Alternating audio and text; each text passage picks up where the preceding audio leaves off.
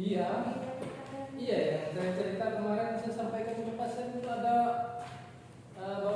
bapak-bapak dulu zaman masih di kampung sana. Jadi beliau itu membacakan isi kitab suci itu ini katanya ini. Cakapnya lain lah. Begitu sampai di rumah dibuka kitab suci kebetulan nggak ada yang nyambungnya semua pasal. Apa nih lab? Nah, Nggak ada yang nyambungnya satupun isinya itu. Tapi karena kemahirannya berbicara di tengah publik, orang lain itu terasa seperti terbawa oleh kekonfidenannya beliau itu untuk ininya. Jadi yang lain hanya saja, oh iya aja. Untuk kita sampai di rumah dibuka, nggak ada yang nyambung satupun.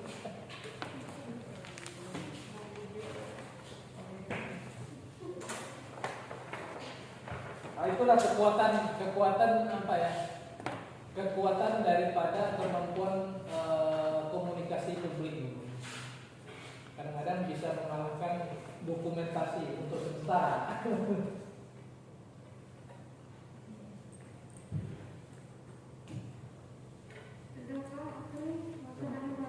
Ya, yang penting kamu ngomongnya banyak. Dokumennya bisa aja simpel-simpel aja. Namanya aja PowerPoint. Kalau kamu tulisannya banyak di PowerPoint itu bisa dapat PowerPoint lagi. Microsoft Word.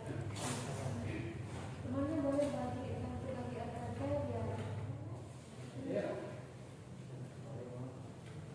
Selamat sore Pak. Selamat sore. Selamat sore teman-teman. Baik, sebelum mulai pelajaran, marilah kita berdoa bersama-sama. Berdoa dimulai.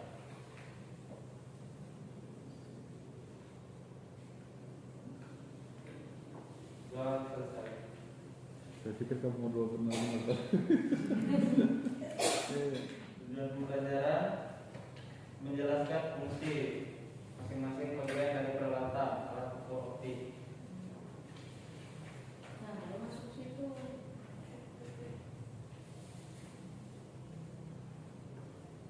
Bagian dari alat ukur tanah yaitu salah satunya adalah teodolit. Teodolit alat ukur tanah yang digunakan untuk mengukur dan menilai karakteristik tanah, kemudian akan dilakukan perhitungan guna memenuhi kepentingan tertentu seperti penataan permukaan bumi. Secara umum alat ukur tanah dikelompokkan menjadi 3, yaitu alat ukur sederhana, optik, dan elektronik. Alat ukur tanah sederhana. Di sini alat ukur tanah sederhana ada 3, yaitu meteran, kompas, dan kilometer. Alat ukur sederhana artinya alat ukur yang memiliki desain yang tidak terlalu rumit serta penggunaannya mudah dan simpel. Alat ukur optik. Di sini dari teman-teman ada yang tahu gambar yang pertama itu alat ukur apa?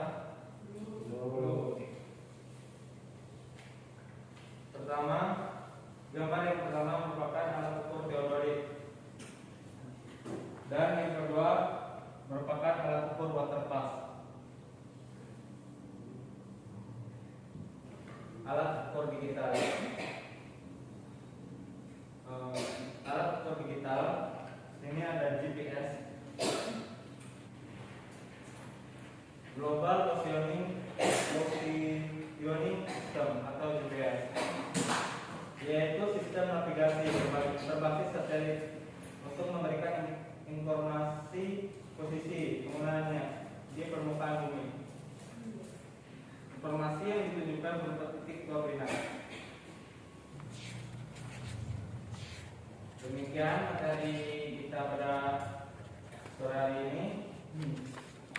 Selanjutnya saya akan memberikan tugas kepada anak-anak semua. Tugasnya bisa ditulis.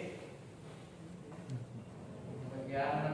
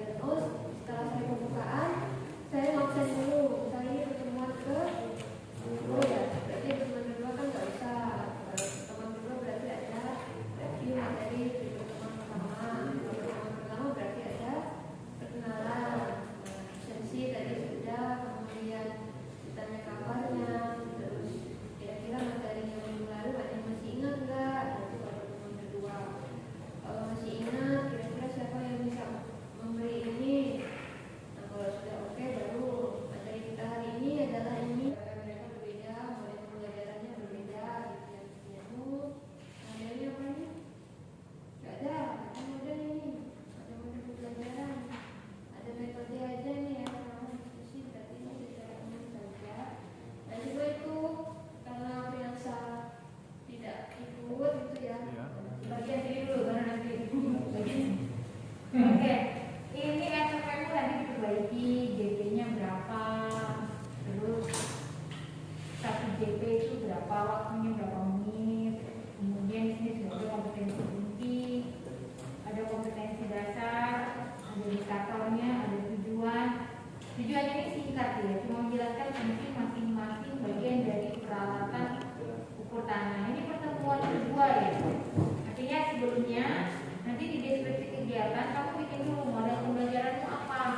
Apakah discovery, apakah PPL, apakah kooperatif, harus ada karena kita bikin SPP itu nggak mungkin kamu sekonyol-konyolnya masuk doa terus kasih materi, kan ada urutannya.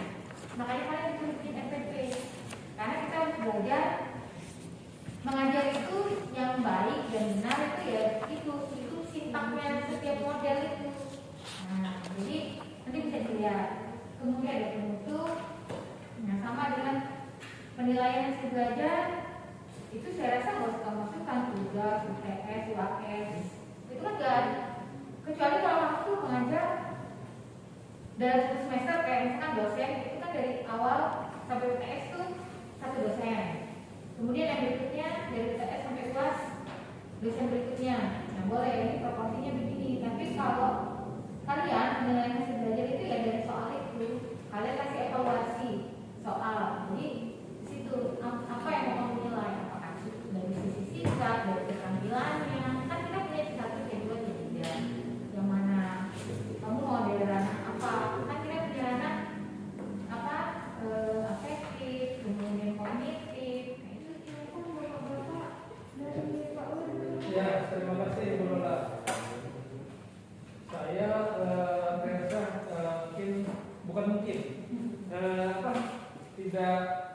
tidak kurang menguasai soal teori, tapi begini saja. Kamu ada motivasi nggak untuk misalnya mau jadi guru atau jadi seseorang pimpinan atau apa?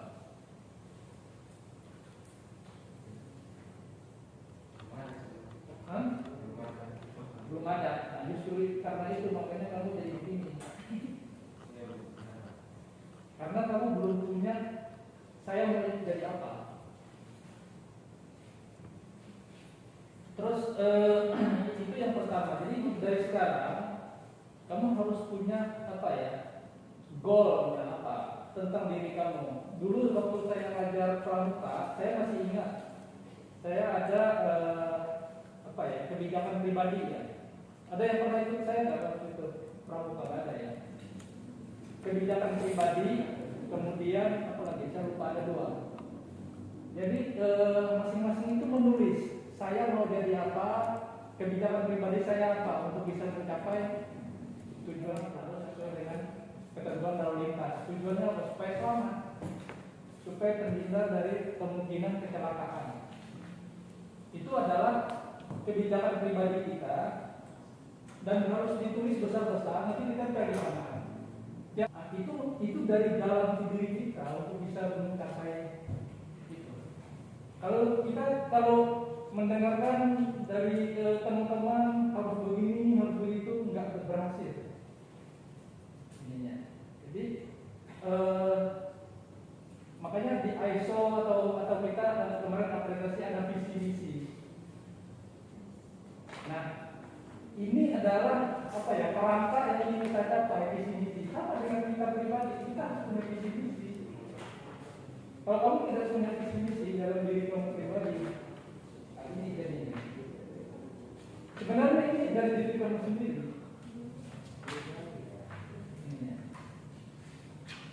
Jadi untuk mencapai visi itu ada misinya apa, kebijakan pribadinya apa, gitu.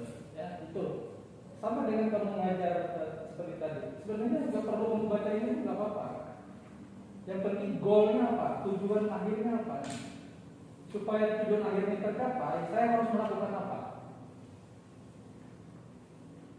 Melihat latar belakang misalnya siswanya ini dari kampung semua, nggak mungkin lah saya langsung bicara soal laptop, langsung bicara soal komputer. Boro-boro lihat komputer, listrik aja nggak ada di kampung. Nah, latar belakang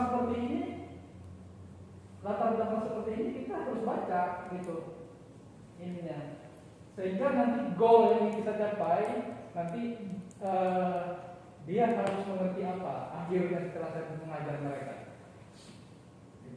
Tanpa kamu buat aktivitas itu, saya yakin kamu berhasil kok nanti. Ininya, tapi ya dari sini, dari dalam. Kalau tidak ada dari dalam, mau mengerjakan apapun bukan tidak berhasil, tapi lambat. Ya, itu dari saya ini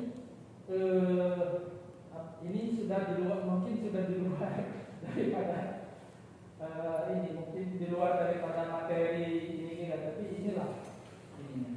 Saya kira itu dari saya. Ininya. Silakan Pak. Terima kasih Pak Wil. Selanjutnya Pak Presiden. Oke, terima kasih atas kesempatannya. Kayaknya coba si Apri itu menghirup nafas untuk kayaknya gara-gara masker kan?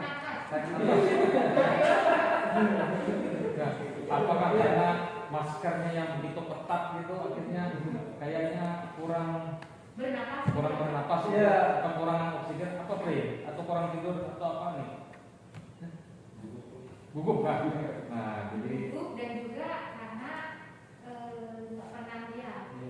nah ya, jadi nggak kemarin apa-apa. kan nggak datang ya.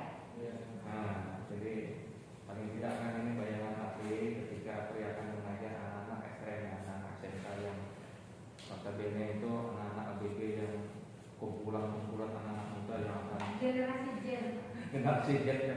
Pernah kalau ke STM lah, SMK? Nah, jadi ada bayangan kita yang akan diajarkan gitu ya. Ini gambaran kecil aja, berarti paling tidak Apri kalau nanti akan mengajar ya menyiapkan suasananya, tidak datang terlambat. Itu kan suasana itu yang harus bisa Apri dapatkan, karena simulasi kita yang pada saat ini juga Apri membuat Apri kayaknya gugup gitu Apri lah. Yang benar terakhir nih gugup. Nah, dalam artian ya simulasi ini bisa Apri olah lagi untuk kedepannya lebih baik lagi. Itu aja Apri, kayaknya perlu kesiapan mental Apri lah. Ya makan kopi kan dulu ya apa biar jos dulu, biar semangat ya. Ngopi dulu. Demikian Bu, apa tadi? Terima kasih Pak Presiden. Selanjutnya berdiri dan bertanya Pak Oke, Sabda. baik Bu. Ya, jadi Prensa ya saya sebagai pembimbing ya. Tadi sudah banyak masukannya. Banyak masukan, memang banyak hal yang harus dikejar ya, diperbaiki, terutama dalam bagaimana cara kamu menyampaikan ke siswa nanti. Kalau LPP bisa saja nanti kamu dengan teman-teman yang lain ya bisa saling kerjasama lah kalian ya LPP supaya diperoleh hasil yang baik. Nah LPP tadi yang terkait dengan jam ya, jam kemarin memang saya minta kalian 2 orang itu sesuaikan, saya minta buat 30 menit ya. Nah, nanti diperbaiki saja, disesuaikan dengan kondisi real di sekolah, misalnya berapa jam pelajaran kamu buat seperti itu ya. Nah tadi perasaan gugup yang berlebihan lagi itu Pak karena Pak tidak siap sebenarnya.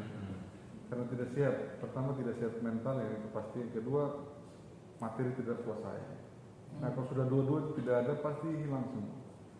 Kita jangan menguasai materi ketika di depan tidak siap mental bisa hilang juga Bu ya. Apalagi misalnya tidak siap mental kemudian tidak siap atau tidak lagi menguasai materi, pas sudah bulan-bulanan di depan.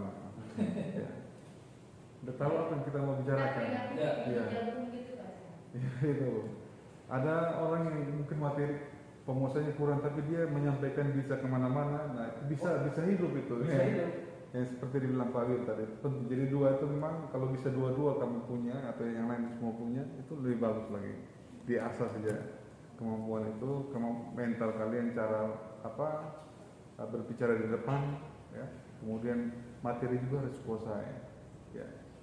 Dua-dua itu penting ya, saling berkaitan. Kalau kita bisa berbicara dengan baik, komunikasi dengan baik, tapi kalau materi kita kurang juga, ya hari kemana-mana nanti ngomongnya, gak bagus juga. Jadi dua hal ini yang harus kamu perbaiki, karena semester depan kalau kamu memprogramkan PLP 2 harus siap. Itu minimal, saya tidak tahu sekarang berapa kali pertemuan ya, apakah 8 sampai 12 kali pertemuan di SMK yang harus kalian lakukan itu. Dan banyak lagi nanti tidak hanya mengajar, ada lagi membantu dosen guru-guru untuk memberikan soal, tiket, kemudian dan sebagainya. Banyak pengalaman lah di sana nanti, yang paling tidak saya berharap nanti ada perbaikan lah, seperti yang tadi saya sampaikan ke mereka. Nanti kalau misal kamu seminar proposal, harusnya sudah ada perkembangan ya. Kemudian sampai dengan skripsi, cara penulisan dan sebagainya, tulisan yang naskah ilmiah ya. Kemudian kamu menyampaikan di depan, itu perlu lagi dilatih ya. Mumpung kita masih di sini, tidak perlu malu ya, tidak perlu kecil hati. Tapi bagaimana dengan kondisi sekarang ini menjadi penyemangat buat kamu untuk istilahnya melompat lebih jauh lagi ya. Sama Pak, kalau di prinsip ekonomi rata-rata kan naik turun sedikit, baru pasti naik lagi ya. Jarang ada naik terus itu. Kalau naik terus kemungkinan bisa naik, ada turun. Pada titik itu evaluasi lagi apa kurang, cari lagi. Oke, itu saja dari saya Bu Luna.